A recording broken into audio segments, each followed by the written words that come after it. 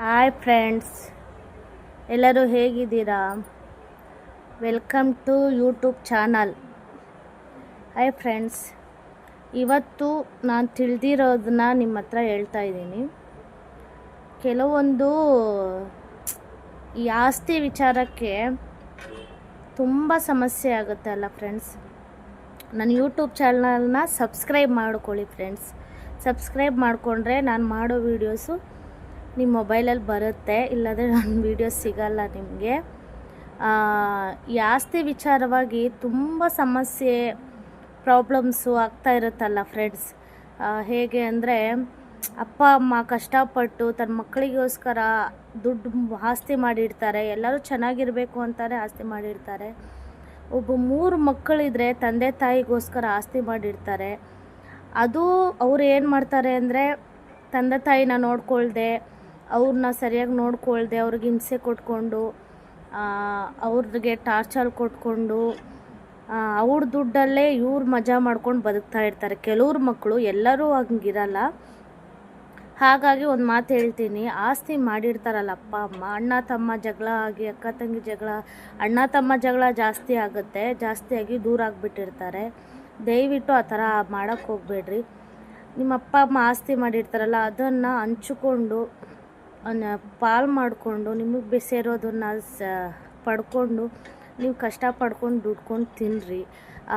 ಇದ್ದಿದ್ದ ದುಡ್ಡನ್ನ ನಿಮ್ಮ ಜೀವನಕ್ಕೆ, ನಿಮ್ಮ ಮಕ್ಕಳ ಜೀವನಕ್ಕೆ ಉಪಯೋಗಿಸ್ಕೊಂಡು ನೀವು ಬದುಕಿ. ಅದನ್ನು ಬಿಟ್ಟು ಜಗಳ ಆಡಿಕೊಂಡು, ದ್ವೇಷ ಇಟ್ಕೊಂಡು ಇದೆಲ್ಲ ಮಾಡೋದ್ರಿಂದ ನಿಮ್ಗೇನು ಸಿಗುತ್ತೆ ಹೇಳಿ? ದ್ವೇಷದಿಂದ ನಾವು ಎಷ್ಟು ದಿನ ಬದುಕ್ತೀವಿ ಹೇಳಿ? ನಾವು ಮನುಷ್ಯರಾಗಿ ಹುಟ್ಟಿದ ಮೇಲೆ ಈ ಪ್ರಪಂಚದಲ್ಲಿ ಎಷ್ಟು ದಿವಸ ಬದುಕ್ತೀವಿ ಫ್ರೆಂಡ್ಸ್?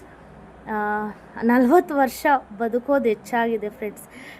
ಹೆಂಗಸಾಗಲಿ ಗಂಡಸಾಗಲಿ, ಹುಡುಗ ಆಗಲಿ ಹುಡುಗಿ ಆಗಲಿ, ಯಾರಾದರೂ ಆಗಿರಲಿ 40 ವರ್ಷ ಮೇಲೆ ಬದುಕೋದೇ ಕಷ್ಟ ಆಗಿಬಿಟ್ಟಿದೆ. ನಾನು ಹೇಳ್ತಾ ಇರೋದು ಕರೆಕ್ಟ್ ಅನಿಸಿದೆ. ಈ ವಿಡಿಯೋಗೆ ಒಂದು ಸಬ್ಸ್ಕ್ರೈಬ್ ಮಾಡಿ, ಶೇರ್ ಮಾಡಿ. ಎಲ್ಲರಿಗೂ ಈ ನನ್ನ ಮಾತು ಒಂದು ಉಪಯೋಗ ಆಗುತ್ತೆ ಅನ್ನೋದನ್ನು ಈ ವಿಡಿಯೋ ಮಾಡ್ತಾಯಿದ್ದೀನಿ. ಎಲ್ಲರಿಗೂ ಒಳ್ಳೆಯದಾಗಲಿ. ಎಲ್ಲರೂ ಆಸ್ತಿ ಇದೆ ಅಂದ್ಬಿಟ್ಟು ಹೇಳಿ ಅಪ್ಪ ಅಮ್ಮನೂ ನೋಡ್ಕೊಳ್ಳಿ, ನೀವು ದುಡ್ಕೊಂಡು ಕಷ್ಟಪಡ್ರಿ. ಆಸ್ತಿನ ಪಾಲು ಮಾಡಿಕೊಂಡು ಒಂದಷ್ಟು ಆಸ್ತಿ ಇದೆ ಅಂದರೆ ಅದು ಕರೆಕ್ಟಾಗಿ ಸಮನಾಗಿ ಹೆಣ್ಮಕ್ಳಿಗೆ ಆಗಲಿ ಗಂಡ್ಮಕ್ಳಿಗೆ ಪಾಲು ಮಾಡಿಕೊಂಡು ನಿಮ್ಮ ಜೀವನ ನೋಡ್ಕೊಳ್ಳಿ. ಅದನ್ನು ಬಿಟ್ಟು ದ್ವೇಷ, ಕೋಪ, ಬೈಗುಳ, ಜಗಳ ಇದೆಲ್ಲ ಯಾಕೆ ಫ್ರೆಂಡ್ಸ್? ನಾವೆಲ್ಲ ಎಷ್ಟು ದಿವಸ ಬದುಕ್ತೀವಿ ಹೇಳಿ? ಇವಾಗ ನೋಡಿದ್ರೆ ನಮ್ಮ ಅಪ್ಪು ಬಾಸ್ ಹೆಂಗೆ ಹೋಗ್ಬಿಟ್ರು ಫ್ರೆಂಡ್ಸ್.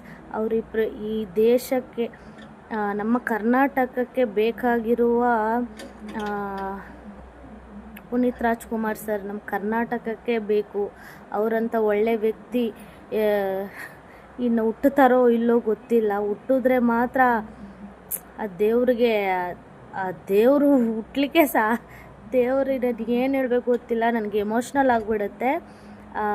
ಈ ಮಾತನ್ನು ಬಿಟ್ಟು ನಾನೇನು ಹೇಳ್ತೀನಿ ಅಂದರೆ,